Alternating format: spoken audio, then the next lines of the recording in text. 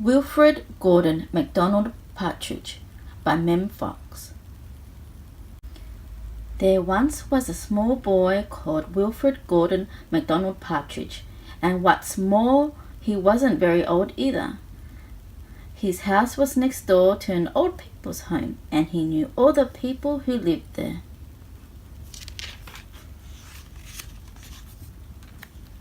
He liked Mrs. Gordon, who played the organ. He listened to Mr. Hosking, who told him scary stories. He played with Mr. Trippett, who was crazy about cricket.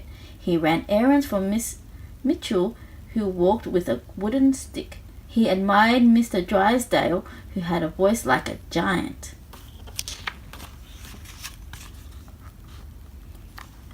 But his favourite person of all was Miss Nancy Allison Delacourt Cooper, because she had 4 names, just as he did. He called her Miss Nancy and told her all his secrets.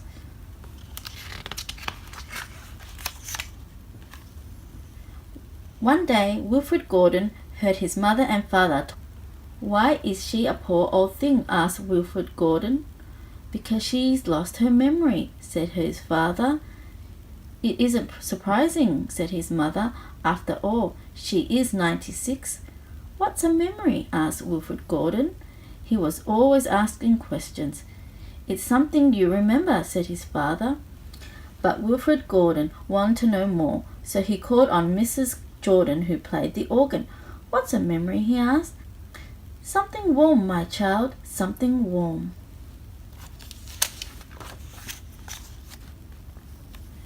He called on Mr. Hosking, who told him scary stories. "What's a memory?" he asked. "Something from long ago, my lad, something from long ago."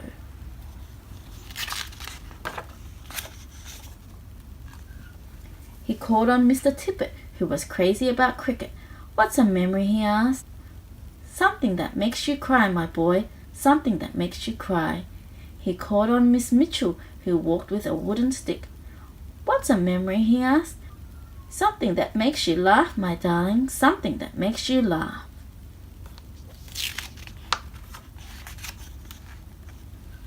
He called on Mr. Drysdale, who had a voice like a giant.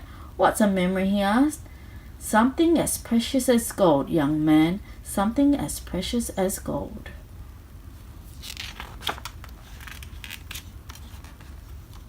So Wilfrid Gordon went home again to look for memories for Miss Nancy, because she had lost her own.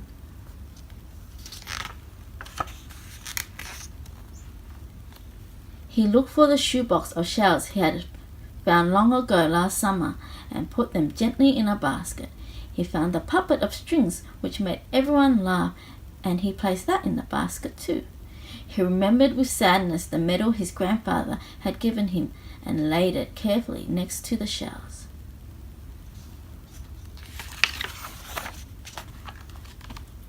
Then he found his football, which was as precious as gold, and last of all, on his way to Miss Nancy's, he went into the hen house and took a fresh, warm egg from under a hen.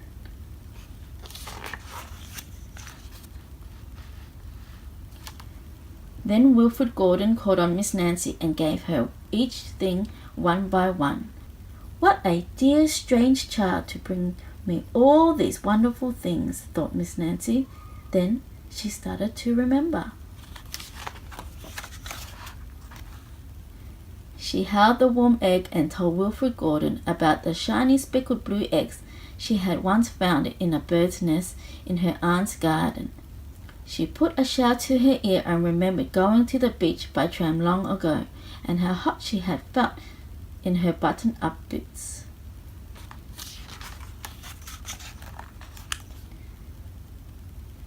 She touched the medal and sadly talked of her big brother she had loved, who had gone to war and never returned. She smiled at the puppet on strings and remembered the one she had shown her little sister, and how she had laughed with a mouthful of porridge.